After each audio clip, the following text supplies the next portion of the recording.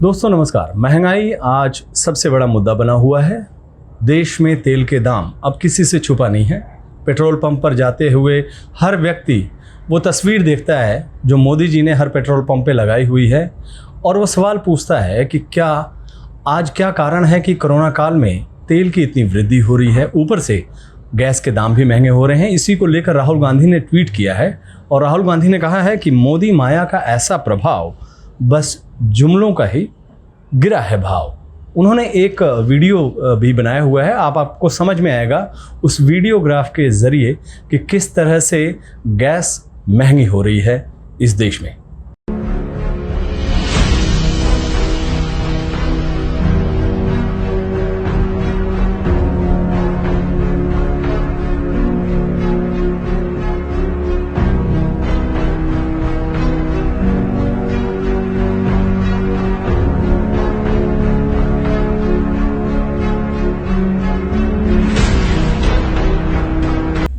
अब आपको ले चलते हैं 13 जून 2013 को। प्रधानमंत्री नरेंद्र मोदी ने उस वक्त क्या लिखा था, आप स्क्रीन पर पढ़िए। दिल्ली में बैठी कांग्रेस की सरकार महंगाई से त्राही त्राही कर रही, गरीब जनता के घाव पर नमक छिड़कने का काम कर रही है।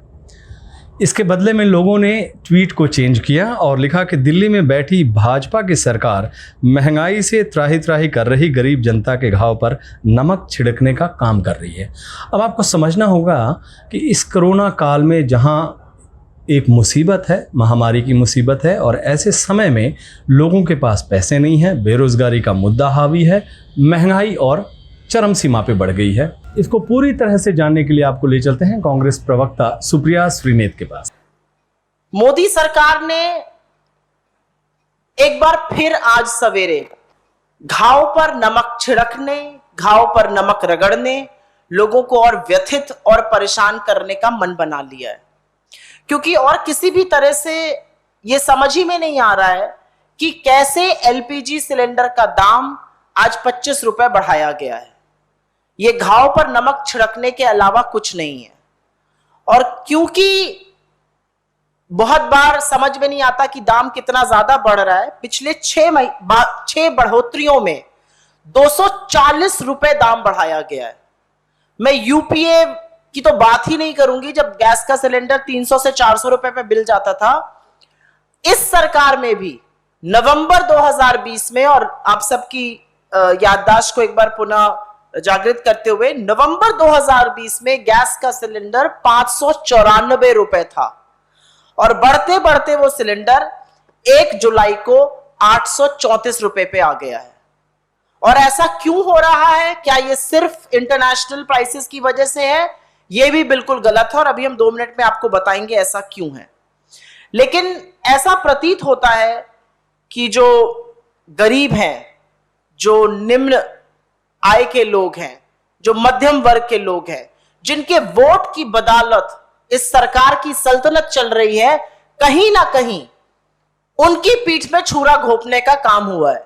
क्योंकि जब जब दाम बढ़ते हैं उतनी ही तेजी से मेरे दिमाग में वो बात कौंधती है, बहुत हुई महंगाई की मार।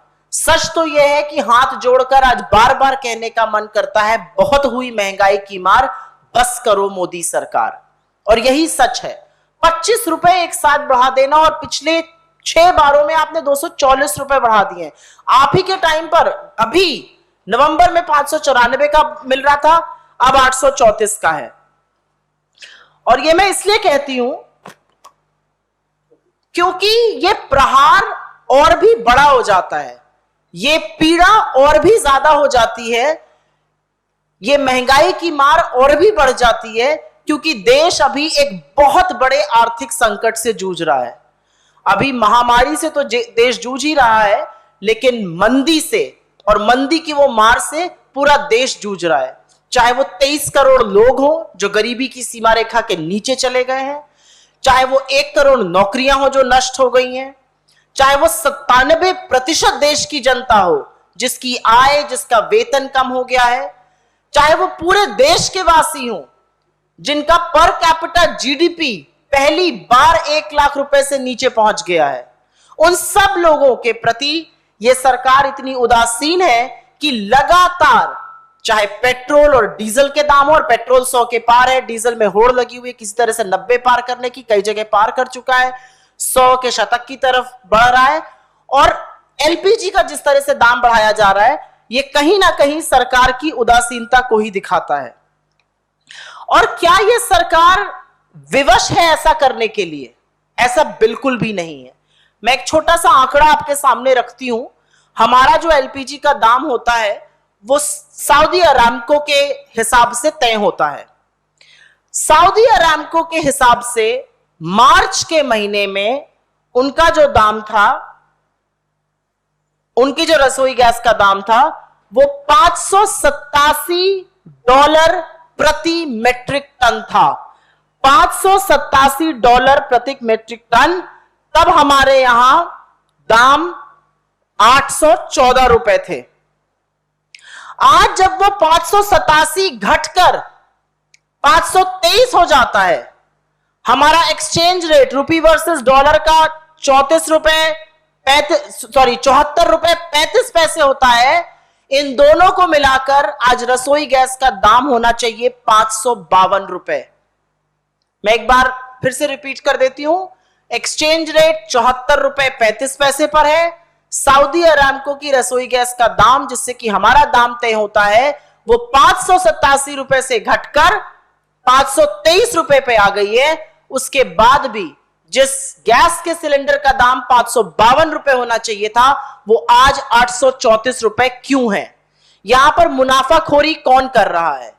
कौन लोगों की जेब में डाका डाल रहा है?